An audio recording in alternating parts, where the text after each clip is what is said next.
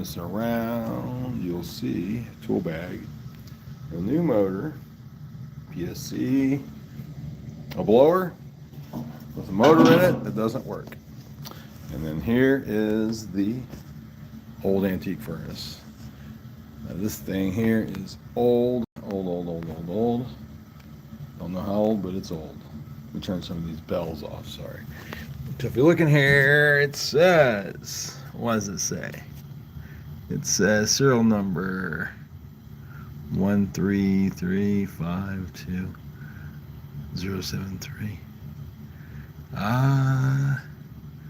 Can't really make that one out. Model number TUC. I'm trying to figure out what year it was made.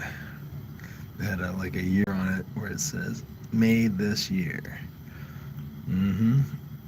0891. See it. 0891. 91. You're looking at a beast. Back when they made furnaces, wow, right? So that's like 35 years ago? Whew. How long do you think it'll last? I don't know. But the motor went out. I can't tell if anything else has been replaced. This looks like the original gas valve, looks like the original computer, but I just can't tell. Booster motor, Seth, looks pretty much original too.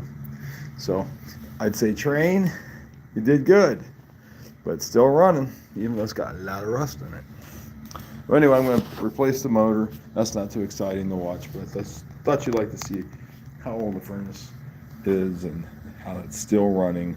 And this is the old style motors, the old PSC motor. $100 versus the ones they sell now for wholesale. This is $100. I've seen the OEM for $450, the original motor. But this is called the emergency universal motor, 1/3 horsepower, and of course you can run at different horsepowers, but 1/3 horsepower and 1075 RPMs. That's what we'll run it. Hopefully figure this out. Yeah, get this thing running. So anyway, it's live with HVAC guy. I don't know if you want to watch this thing get put in. It's not too interesting to watch a furnace get fixed. Probably not. But that's what I'm going to do here. Let's try to fix the furnace here. This is an alignment in an unfinished basement. Back in the day when people actually had unfinished basements.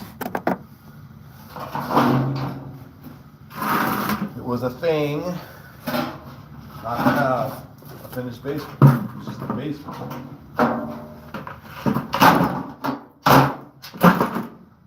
Have to loosen the shaft up, falls in the bucket, and now it's junk.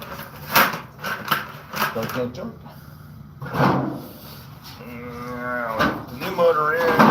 The only thing we're going to have to get off here, though, is the band. Yes, the band. I have to reuse this thing on top. I don't know if that's possible. It looks pretty interesting how they put that on there. I haven't seen one of these before, I can tell you. Different style. Let's see what it does here. You control the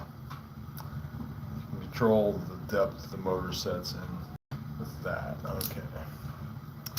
Mechanical genius. I'm not. But the invention of these things takes people who go to school for a long time and understand a lot about electrical. We just enjoy the benefits of technology. The people who actually design these things, build these things, engineer these things, gotta love it.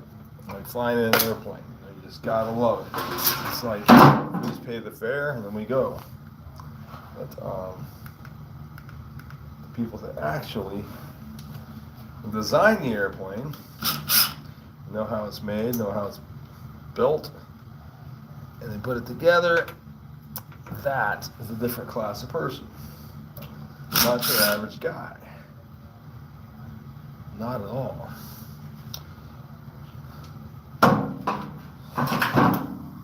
So,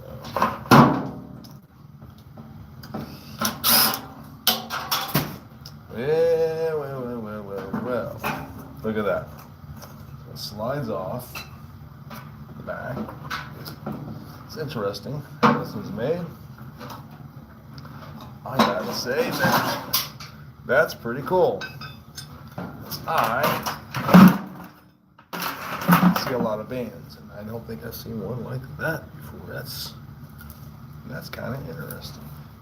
This motor's here is even reversible. You just spin it around, it spins the other direction. How about that? Don't think this is gonna work, or will it work? Maybe it will. Ta-da, ta-da, ta-da. It will work. So, I'm glad it will.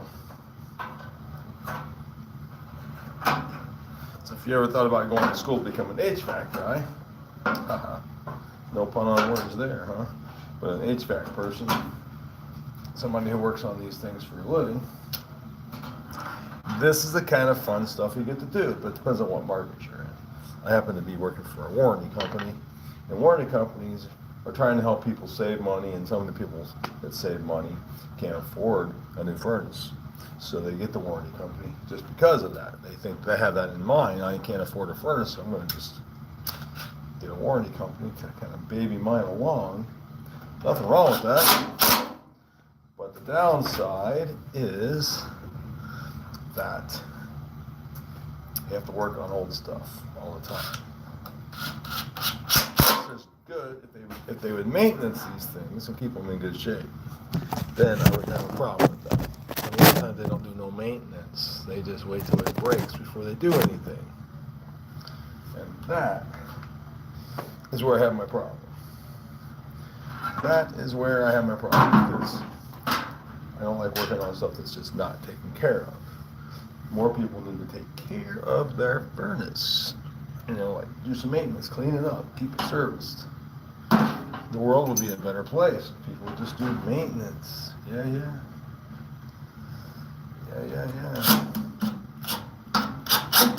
And there's no reason why your furnace has to rust. People don't even look at them. I see leaks all the time. Water leaking down the furnace ends up rolling in the motherboard or something. Because they never look at it. They don't care. Because it's a furnace. It's in the basement. Or somewhere they don't want to go. So out of sight, out of mind is the terminology that I use. Well, we have one more screw here that I want to put in, but I don't know where I put it. Isn't that nice of me? Lose the screw. I don't think that's it. Nope. Where'd I put it? It's not like you can go very far. Oh, I remember I dropped it down inside of the fan here. I remember hitting the bottom of the fan squirrel cage. I do remember that. Don't know where it is. Don't know where it is, but I hear it. Where'd it go? There it is. Yes, I do remember hearing that thing. Okay. So now I gotta squish this together. And then things like these tools here, I have lots of these things that spin around. Makes life easier when you have electric power tools. Yes, I do think it's the best. Having electric power tools is life. Life's genius is at work again. Gotta love them. Okay, now we do have a ground wire, and this wire was not hooked up when I got it. The other one didn't have one. I don't think it's going to fit on here. We might have to come up with a way to get this mounted to the frame when I'm done. And I don't know if this thing is clockwise or counterclockwise. begin with. That's something else I don't know. You'll probably find out in the box. Nope, not in the box. Maybe on the motor winding tile. Let's see what it says. It says black is high, blue is medium, and red is low. So I would say for heating, red is probably the best mode to get the most heat off the furnace, because it goes over, blows air off the heat exchanger slowly, and it'll make the air warmer. Brown is our cap.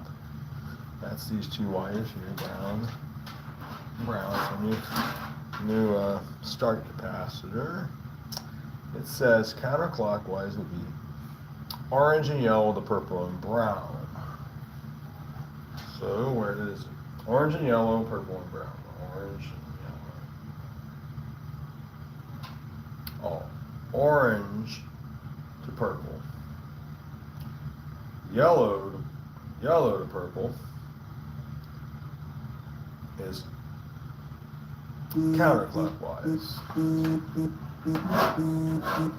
Oh yeah, somebody's trying to call me from the spam company. You ever heard of the spam company? Yeah, the spam company. Well, anyway, I don't know who they are, but anyhow, I don't know if this other motor was wired counterclockwise or clockwise. Let me think about how it would spin, and I'll tell you. It says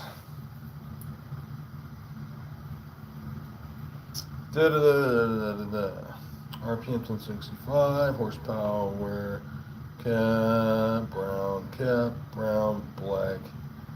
Doesn't say. But if the motor was like this, it sat in there like that, and the motor spins, it would spin this way, it would spin this direction. Nothing is tight. So that would be, if you're looking at the motor from the back, it would be spinning counterclockwise. I think that's how you're supposed to look at it.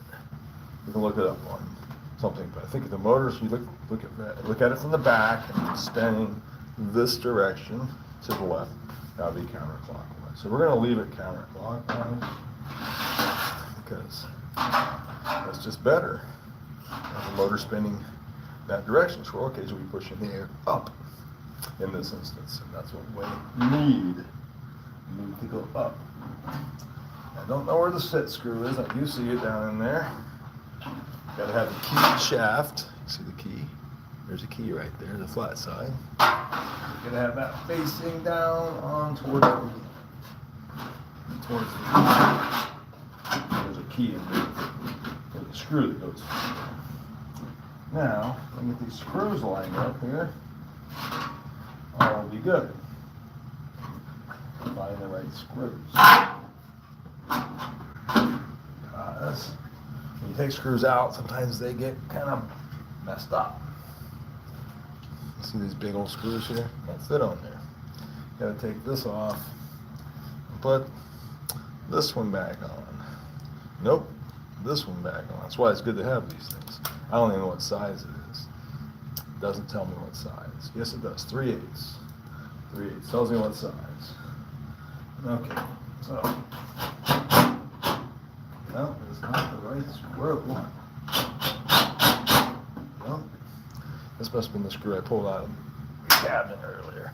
Okay, there's the other screws. I thought I used that green one. I just thought to myself, that is not the right size screw. That's what I remember going. Hey. Well, that's annoying. I dropped them both down in there. So why do I have a magnet in here to pull that out? Maybe not. I don't like it when I do that. Drop something.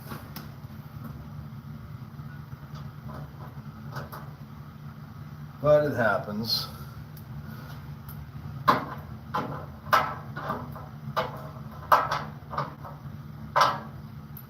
That thing there.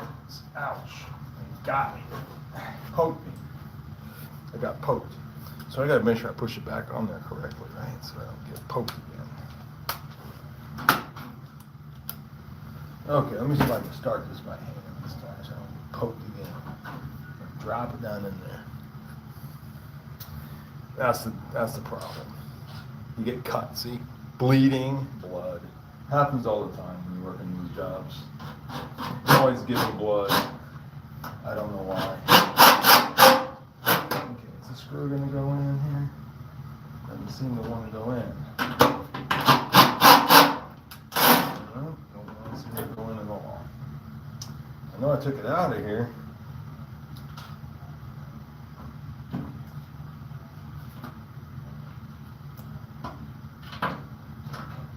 Boy, this is really maybe too shaky, huh? Better back this out.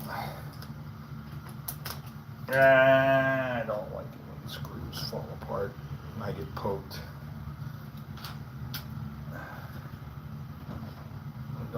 It's always harder to work with your hands cold.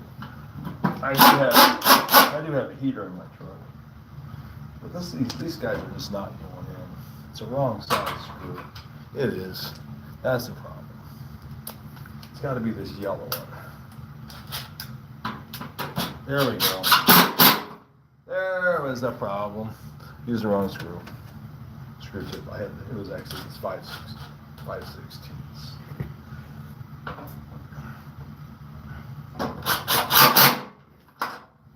See, try to remember everything. Try to remember everything. Good. It does help to remember what screw tips to use with the screws, so you don't strip something out. All right, well, I'm going to see if I can figure out which I'm going to go get a screw to put this ground wire on, and then I'll slide this thing back in the cabinet and hook up the wiring. I took a picture of it before I started, so I'll know which wires I want to use. I know ground is pretty easy. This is a 115 volt, 120 volt motor. I think we're going to use red. And then we're going to park these guys. I'll put some caps on them. We'll cut them and cap them. But, that's about how you do a motor. Slide it in goes back in this cabinet over here. Back in that cabinet underneath here. Got some work to do, but I'll let you go for now. Thanks for joining me. If you like videos like this, subscribe to my channel. And we'll be able to share it with more people. Okay? So, signing off for now. It's Dave, HVAC guy. See ya.